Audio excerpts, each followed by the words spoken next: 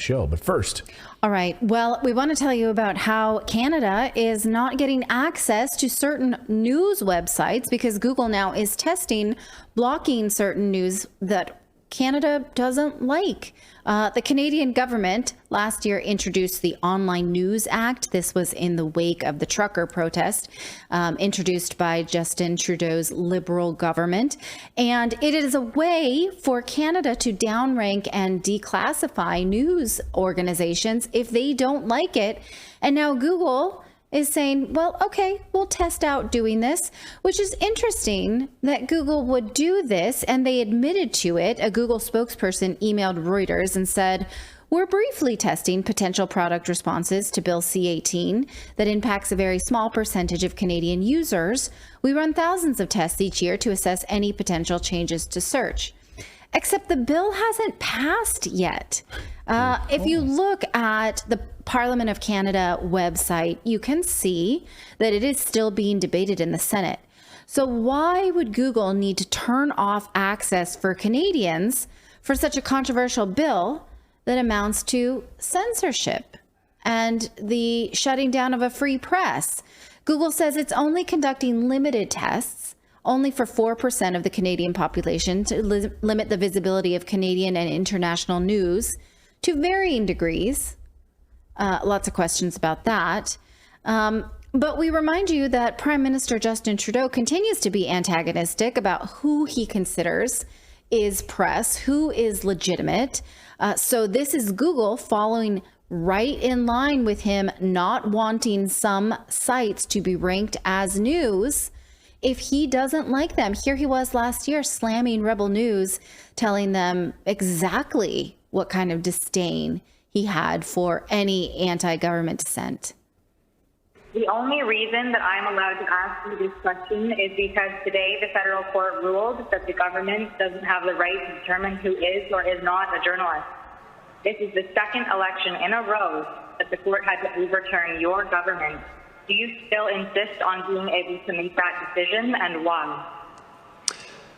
First of all, questions around accreditation were handled by the Press Gallery and the consortium of networks who have strong perspectives on quality journalism and the important information that is shared with Canadians.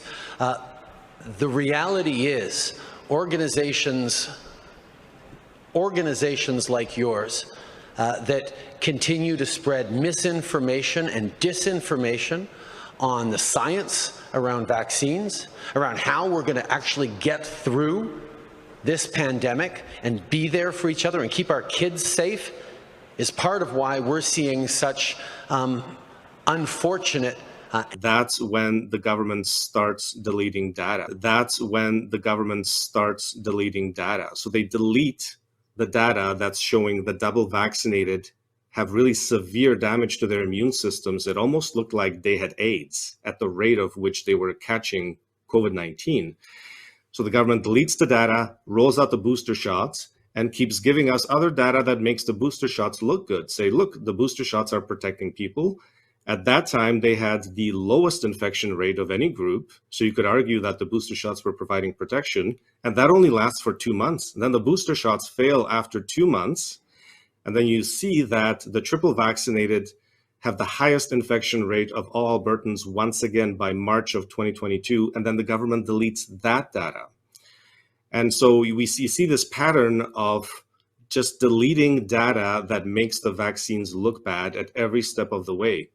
And once we hit July of 2022, things are so bad that the vaccinated make up over 80% of all hospitalizations and almost 90% of all the deaths. And this was the same in British Columbia as well. In fact, it was even worse in British Columbia because they had a more COVID-19 boosted population.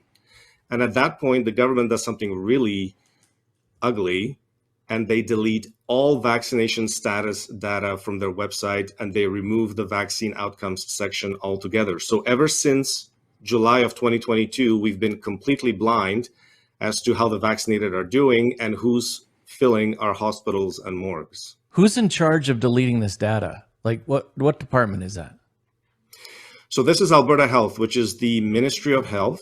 And really, the person in charge of the pandemic response and providing data to Albertans was the Chief Medical Officer of Health, Dr. Dina Hinshaw, and her staff. These sudden deaths in Canadian children have been skyrocketing in the past couple of months. And what shocks me is that no one is talking about it. And quite frankly, I won't call it a media organization, your group of individuals need to take accountability for some of the polarization that we're seeing in this country. And I think Canadians are cluing into the fact that there is a really important decision we take about the kind of country we want to see. And I salute all extraordinary, hardworking journalists that put science and facts at the heart of what they do and ask me tough questions every day, but make sure that they are educating and informing Canadians from a broad range of perspectives, which is the last thing that you guys do. Oh, he sure told her. Now, here she is saying that the government is not allowed to decide what is news and what is not, but that is what C-18 tries to do. It seeks to give the Canadian government the power to license news organizations and then deplatform the ones that they don't like. Here's just sort of a summary of it, and I highlighted the more... That's a terrible screen. I shouldn't do that anymore. I'm sorry. That's teeny tiny writing, and I just sort of highlighted the things that I find to be the most disturbing. I guess you could pause that and zoom in, or I could send it to you. Clayton's going to yell at me later and be like, what are you trying to